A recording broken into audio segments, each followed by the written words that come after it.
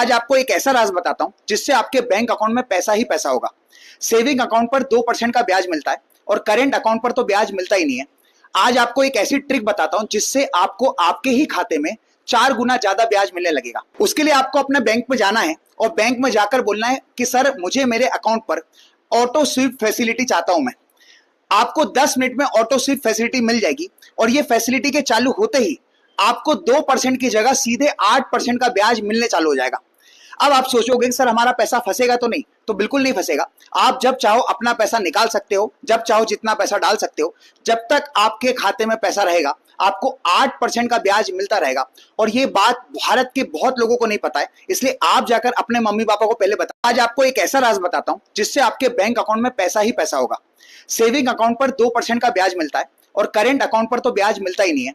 आज आपको एक ऐसी ट्रिक बताता हूं जिससे आपको आपके ही खाते में 4 गुना